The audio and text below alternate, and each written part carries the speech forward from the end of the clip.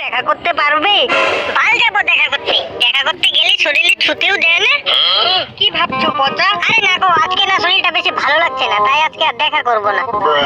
ও ঠিক আছে, শরীর না ভালো লাগলে দেখা করতে হবে না, বাড়িতে বসে বিশ্রাম করো। দেখা করতে বলছিলাম কারণ আজকে মা আর বাবা বিয়ে বাড়িতে চলে যাবে, আমি বাড়িতে একা একা থাকবো তাই বলছিলাম। আর সত্যি কথা বলতে আজকে ওইগুলা করার খুব ইচ্ছে করছিল। কি সোনালি, কি করার ইচ্ছে করছে? আর ভাজা মাছটা যেন উল্টে খেতে জানো না। তুমি না সবসময় বলো সোনালি করতে দাও, ধরতে দাও। ও তার মানে আজকে এগুলো করার জন্য দেখা করতে বলতেছে। ও ঠিক আছে, চাপ নাই, আমি এক্ষুনি আসতেছি। তুমি কি করে আসবে? তোমার না শরীর ভালো না। থাক, শরীর খারাপ লাগলে আসতে হবে না। কে বলছে আমার শরীর ভালো না? মানে ভালো না, কিন্তু অত খারাপ না, আমি আসতেছি। ঠিক আছে, তাহলে আসার সময় একটা কন্ডোমের প্যাকেট নিয়ে আইসো। কন্ডোম ছাড়া কিন্তু এগুলো করা যাবে না। আরে এটা নিয়ে তোমাকে ভাবতে হবে না, আমি সবকিছু নিয়ে আসতেছি। ঠিক আছে, তাহলে রাখছি, তুমি তাড়াতাড়ি চলে আসো।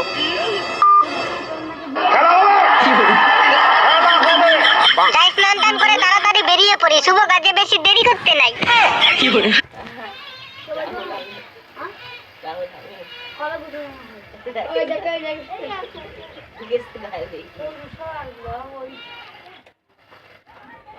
বেরিয়ে পড়ি, শুভ কাজে বেশি দেরি করতে নাই। সবকিছুই ঠিক আছে, কিন্তু কন্ডোমটা কিনবো কোথা থেকে? আশেপাশের কোনো দোকান থেকেই তো নেওয়া যাবে না। সব থেকে বড় কথা, আগে কোনোদিন কিনিও তো নাই। বাল ভয়ও লাগতেছে। দোকানদার যদি বলে এত ছোট ছেলে তুই এগুলো নিয়ে কি করবি, তখন কি বলবো? না না পচা, এত ভয় পাইলে হবে না, কন্ডোমই তো কিনতে হবে, কাউকে খুন তো আর করতে হবে না। সোজা দোকানে গিয়ে বলবি দাদা একটা কন্ডোম দাও তো। না না, এত আস্তে বললে হবে না, একটু জোর গলায় বলতে হবে। আর দাদা একটা কন্ডোম দাও তো। আরে না না, এইভাবে বললেও হবে না। বাল কিভাবে যে বলবো? না না, একটু ইমোশনাল ভাবে বলতে হবে। দাদা একটা কন্ডোম দাও না প্লিজ, তোমার পায়ে ধরছি আমি। এইভাবে বলা যাবে না, ভিক্ষা চাইতেছে নাকি? বাল পয়সা দিয়ে কিনবো বাল। বাল ডাইরেক্ট দোকানে গিয়ে বলবো কাকু এক প্লেট কন্ডোম দাও তো। থাক বাল, যাই আগে দোকানে, পরে ওরা যা হবার হবে। চলো ভাই।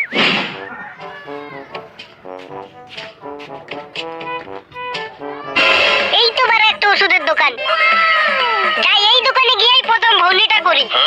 না না, ডাইরেক্ট গিয়েই বলা যাবে না, মালটা আমাকে চিনতেও তো পারে, তাই রিস্ক নেওয়া যাবে না।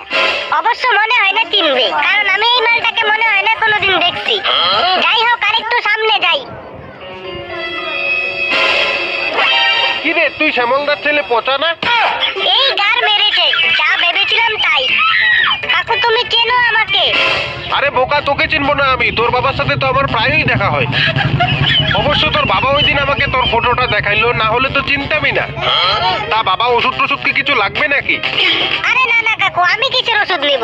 আমি তো এমনি ঘুরতে ঘুরতে এদিকে চলে আসলাম। ভাড়া যেটা লাগবে সেইটা তো তোমার কাছ থেকে নেওয়া যাবে না। ঠিক আছে কাকু, তাহলে আমি আসি। ঠিক আছে, দোকানে আর কি বলবো তোকে, তোর বাবার সঙ্গে একদিন আমাদের বাড়িতে আসিস। আচ্ছা কাকু, অবশ্যই আসবো। লেউরা ভাগ্যিস ওই দোকানে গিয়ে ডাইরেক্ট কন্ডোমের কথা বলি নাই, না হলে কি পদ্মারাটা যে খেতাম তা তোমাদের বলে বোঝাতে পারবো না।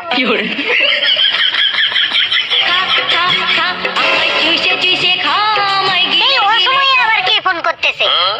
পচা তুমি কোথায়? সন্ধ্যা হয়ে যাচ্ছে, কখন আসবে? এই তো আমি এক্ষুনি আসতেছি। তারপর যা বলছিলাম, কন্ডোম কিনেছো? না মানে হ্যাঁ। বোকাচোদা লাগানোর জন্য একদম পাগল হয়ে যাও, আর এইদিকে একটা কন্ডোম কিনতে পারছো না। আজকে যদি কন্ডোম নিয়ে না আসতে পারো তাহলে আর আমার সাথে কোনোদিনও কথা বলবে না। এ কি বিপদে পড়লাম? লেউরা যেভাবেই হোক কন্ডোম নিয়ে তো আজকে আমাকে যেতেই হবে। গুগল ম্যাপে তো এইখানেই একটা ওষুধের দোকান দেখাচ্ছিল, কোথায় গেল বাড়া? ওই তো দোকানটা।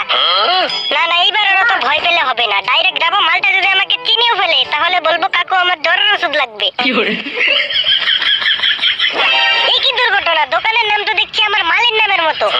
যাই হোক, দোকানে এখন কোনো লোকজন নাই, গিয়ে চুপচাপ নিয়ে ফেলি, পরে লোকজন আসলে আবার অসুবিধা হবে। এই লেওরাও আবার আমাকে চিনে ফেলবে না তো? না, মনে হয় না চিনবে। কাকু বলছিলাম আমার কন্ডম লাগবে তাই তো? কাকু তুমি কি করে বুঝলে? আরে 35 বছর ধরে এই দোকানটা চালাচ্ছি, মানুষের মুখ দেখেই বুঝে যাই কার কি লাগবে। এই নে চকলেট ফ্লেভারটা নিয়ে যা। থ্যাংক ইউ কাকু, তুমি আমার অনেক বড় একটা উপকার করলে। প্রথমবার? হ্যাঁ কাকু। শোন, প্রথমেই ডাইরেক্ট গর্তের মধ্যে লাফালাফি শুরু করিস না। প্রথমে হাতাহাতি চাপাচাপি, মানে বুঝতেছিস তো? তারপর গার্লফ্রেন্ড নাকি বৌদি? গার্লফ্রেন্ড কাকু। তাহলে তো পুরো কচি মাল, পুরা লাগাবি বুঝলি, যতক্ষণ পারিস ততক্ষণ লাগাইতেই থাকবি। এই বোকাচোদার জ্ঞান শুনতে শুনতে ওইদিকে সন্ধ্যা হয়ে যাবে, যাই তাড়াতাড়ি কেটে পড়ি। কাকু ঠিক আছে, তাহলে আমি আসি।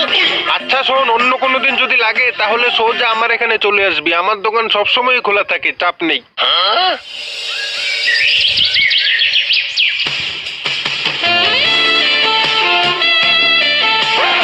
শোনো, মা জেঠিদের সঙ্গে আগেই চলে গিয়েছে, বাবাও দোকান থেকে এসে পড়েছে, বাবাও এখনই চলে যাবে, পরেই আমরা শুরু করব।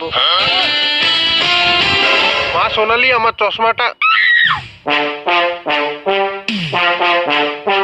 তাহলে তো পুরো কচি মাল, পুরা লাগাবি বুঝলি, যতক্ষণ পারিস ততক্ষণ লাগাইতেই থাকবি।